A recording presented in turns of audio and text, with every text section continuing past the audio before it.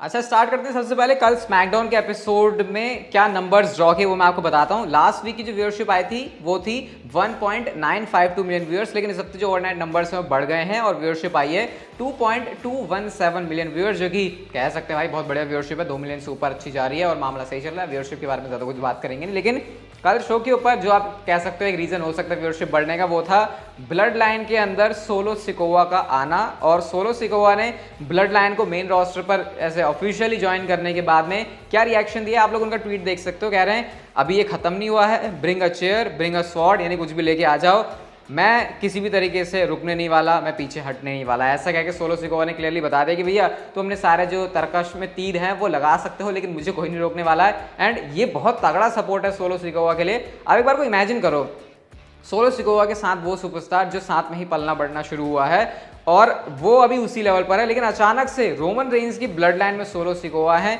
तो अपनी फैमिली का यहाँ पे बहुत तगड़ा फायदा मिल रहा है उनको। अब देखो, मैं इस चीज़ को भी एड्रेस भी करना चाहता हूँ। बहुत सारे लोग कह रहे हैं कि यार ये सोलो सिकोवा को कैसे अपॉर्चुनिटी मिली है, ऐसे तो बहुत अच्छे अच्छे सुपरस्टार्स हैं। तो मेरे ख्याल से उस बंदे के अंदर दम भी होना चाहिए। अभी हमको धीरे धीरे खुद पता चल जाएगा। जैसे मैं आपको साथ में गेबल स्टीफसन के बारे में एक अपडेट दे देता हूँ। अभी याद आ गई मुझे, वो दिमाग से उतर गई थी बहुत टाइम पहले। गेबल स्टीफसन को लेकर मेजर प्लान्स थे और मेजर प्लान्स ये थे, मैं अचानक से कहाँ घुस गया, लेकिन सुन लो, ट्रिपल एच के साथ उनका मैच होना था रेसलमेनिया के अंदर, लेकिन ट्रिपल एच क्योंकि कार्डियक इवेंट हो गया, इसकी वजह से गेबल स्टीफसन के लिए जो प्लान्स हैं वो सारे कैंसिल हो गए। इवन अब गेबल स्टीफसन को लेकर डब्ल्यूडब्ल्यू इतनी सीरियस भी नहीं है। अब इसके पीछे रीजन क्या है? इसके पीछे रीजन ये है कि क्योंकि डब्ल्यूडब्ल्यू को प्रोग्रेस ज्यादा नजर नहीं आ रही गेबल स्टीफसन के अंदर कि वो उनको उस लेवल पर लेके जा सकें। अब देखो, ये स्टोरी अभी मेरे को याद आ गई, तो इससे आप देख सकते हो अगर सोलो सिकोवा के अंदर भी पोटेंशियल नहीं है ना, तो फिर कुछ नहीं होने वाला। गेबल स्टीफसन रिसेंटली जो टोक्यो में ओलंपिक्स हुए थे, उनसे ज्यादा स्टॉक किसका हाई हो सकता है, तो उनको लेकर भी कुछ ऐसी रिपोर्ट आई कि डब्ल्यूडब्ल्यू का अब जो इतनी ज्यादा वो हाई नहीं है, क्योंकि उनकी जो प्रोग्रेस है वो अच्छी नहीं हुई है। मैं ये भी मान सकता हूं कि शायद गेबल स्टीफसन विंस मैकमैन के प्रोजेक्ट है, विंस मैकमैन नहीं है, तो शायद वो भी एक रीजन हो सकता है। लेकिन हाँ, हमेशा अगर आप ये सोचो कि फैमिली की वजह से सुपरस्टार्स को फायदा हो रहा है, उसको उसका फायदा मिल गया, तो ऐसा होता है, लेकिन एक लेवल तक ही। अगर उसके अंदर पोटेंशियल नहीं है तो फिर उसका कुछ नहीं होने वाला। तो ये जो है साथ मैंने आपको दोनों चीज़ें बता दी, ये क्या रिएक्शन था उनका और क्या गेबल स्टीफसन के साथ की सिचुएशन है। नेक्स्ट बात करते हैं पॉल हेमन के बारे में। तो पॉल हेमन कहाँ पर हैं? पॉल हेमन हमेशा डब्ल्यूडब्ल्यू के साथ ही बने हुए हैं। डब्ल्यूडब्ल्यू सिर्फ उस मूवमेंट का वेट कर रही है जब पॉल हेमन को टेलीविजन के ऊपर लेकर आ जाए। अगर आप अभी भी इसी भ्रम में हो कि जो F5 पड़ा था ब्रॉक लेसनर की तरफ से पॉल हेमन को, उसकी वजह से पॉल हेमन चित हुए, तो ऐसा बिल्कुल भी नहीं है। पॉल हेमन मस्त है, अपने बैक से जो है रोल वगैरह, जो ड्यूटी वगैरह उनकी वो कर रहे हैं। अब जो है आपको आने वाले टाइम में देखने को मिल जाएगा, लेकिन डब्ल्यूडब्ल्यू वेट करिए सिर्फ उस परफेक्ट मूवमेंट का।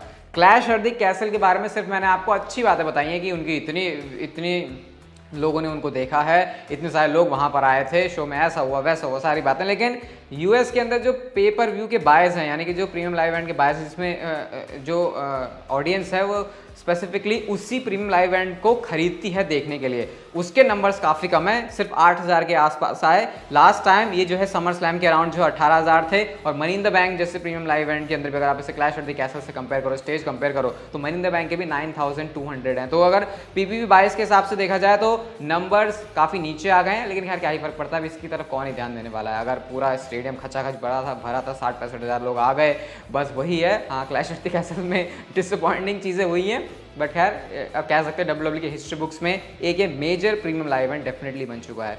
रोमन रेंज की बात करते हैं तो सवाल है उनका नेक्स्ट अपोनेंट कौन होगा।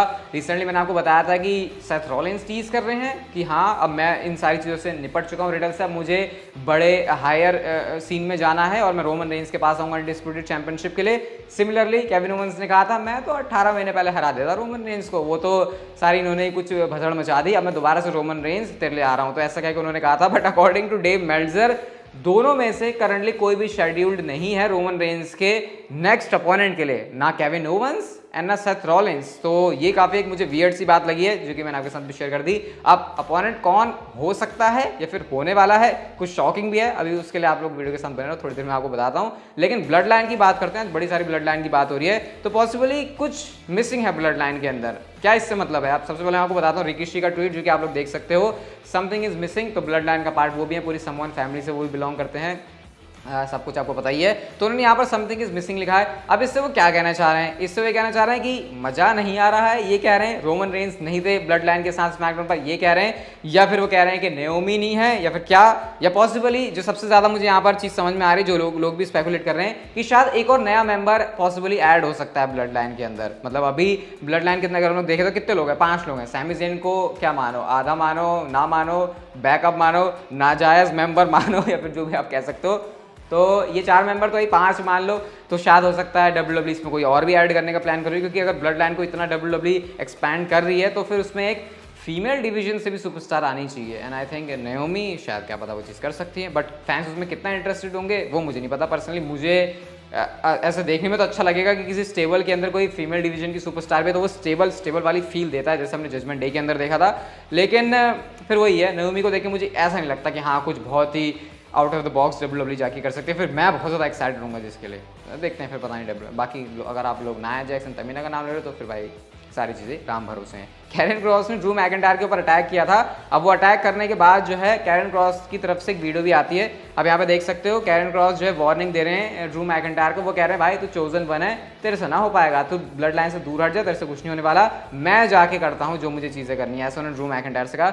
बट इस वीडियो के अंदर देखो यार, बड़ा बेकार है ये मुझे लगा। एक तो होता है अग्रेशन लाना, एक होता है फालतू का अग्रेशन दिखाना। तो कैरन क्रॉस की इस वीडियो से मुझे दिख रहा है, ये वैसे मैं थोड़ा अलग ही आपको बता रहा हूँ, लेकिन इसमें जो एक्ट किया है, जो परफॉर्म किया है, जो प्रोमो कट किया है, जो भी किया है छोटा सा, ये बड़ा ऐसे अननेचुरल सा लगा। ऐसा लग रहा है बंदा जानबूझ के एफर्ट लगाने की कोशिश कर रहा है। लेकिन हम स्टोरी का मतलब क्या है वो समझेंगे। कैरन क्रॉस जो है ड्रू मैकिंटायर से कह रहे हैं तेरे से ना हो पाएगा, मैं आऊँगा रोमन रेंस के सामने। तो देखते हैं आगे जाके क्या सीन हमको देखने को मिलता है कैरन क्रॉस के साथ। और आज की जो हमारी नेक्स्ट एंड फाइनल स्टोरी है वो जुड़ी हुई है इसी चीज़ से कि रोमन रेंस का अगर opponent Kevin Owens, Seth Rollins नहीं है, जिनको WWE टीज कर रही है, तो फिर जो अपोनेंट्स हैं वो कौन हो सकते हैं। तो फिर भाई करंट सिनेरियो को देखते हुए जो चीज़ें लग रही हैं वो हैं ड्रू मैकिंटायर या फिर कैरन क्रॉस। अब सवाल ये आता है, ड्रू मैकिंटायर तो क्लैश एट द कैसल में ऑलरेडी निपट चुके हैं रोमन रेंस के साथ में, तो कोई सवाल यहाँ पे बनता हुआ दिखाई नहीं दे रहा कि ड्रू मैकिंटायर फिर से रोमन रेंस को चैलेंज करेंगे। लेकिन एक्सट्रीम रूल्स के लिए ड्रू मैकिंटायर और कैरन क्रॉस का जो मैच है वो हाईली रूमर्ड है। तो फिर आपको शायद ये मैच देखने को मिलेगा। और शायद हो सकता है केविन ओवेंस ड्रू मैकिंटायर का काम तमाम करने के बाद, क्योंकि अपने इस प्रोमो के अंदर भी बोल रहे हैं,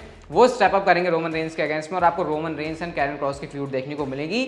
ये चीज़ है। बट अब यहाँ पर एक और कैच है। कैच ये है कि सऊदी अरेबिया के अंदर WWE रोमन रेंस का मैच करवाना चाहती है। एंड अगर हम पुराने फॉर्मेट को देखें तो रोमन रेंस और कैरन क्रॉस वो मैच नहीं है जो कि सऊदी के लोग या फिर सऊदी के प्रिंस को ज़्यादा पसंद आएगा। उनको चाहिए एक हाई लेवल के स्टार वाला मैच जो कि WWE हमेशा करवाते हैं, जैसे हमने गोल्डबर्ग को सऊदी के लिए फेमस होते हुए देखा है। तो अगर WWE ब्रॉक लेसनर और गोल्डबर्ग जैसे सुपरस्टार, ये कुछ मैं आपको बता रहा हूँ, अगर अभी भी आपको ये अपोनेंट फिर से रोमन रेंस के सामने देखने को मिल जाए तो आपको शौक नहीं होना चाहिए, क्योंकि WWE को सऊदी अरब के लिए क्या चाहिए, उनको सिर्फ इतना चाहिए कि मैच कोई भी हो, कैसा भी हो, सिर्फ उनको बड़ा नाम चाहिए। एटलीस्ट विंस मैकमैन का फॉर्मेट था, ट्रिपल एच के आने से कितना चेंज होता है फिर नहीं, लेकिन सरप्राइज ज़्यादा मत होना अगर आपको गोल्डबर्ग एंड ब्रॉक लेसनर में से फिर से कोई रोमन रेंस का अपोनेंट देखने को मिल जाए। वैसे WWE ने कहा था वन लास्ट टाइम, लेकिन मेरी मान लो जितना WWE की इतने सालों से देख रहा हूँ, वन लास्ट टाइम नहीं हुआ है Roman Reigns and Brock Lesnar का, ये दोबारा से हो सकता है। तो या तो WWE कैरन क्रॉस और रोमन रेंस के साथ ही जाएगी, सऊदी का सोच के कि चलो कोई बात नहीं, ट्रिपल एच है, वो कहेंगे हमको नहीं करना बड़ा मैच, हम इसके ऊपर ही फोकस करेंगे, क्योंकि पैटर्न काफी चेंज हो चुका है सोचने का और WWE के बिहाइंड द सीन या फिर जो राइटर्स हैं या फिर जो क्रिएटिव में लोग हैं वर्क करने का। तो अगर पहले पैटर्न से चलता है तो सोचो फिर से कोई बड़ा नाम, वरना फिर यहाँ पर पॉसिबिलिटी है Karrion Kross and Roman Reigns के मैच की। बाकी अभी धीरे धीरे इसके बारे में और ज़्यादा चीज़ें पता चलेंगी तो आपके साथ शेयर कर दूंगा। वीडियो अच्छी लगी आज की तो like share subscribe notification bell को ऑन कर दो and see you guys in my next video.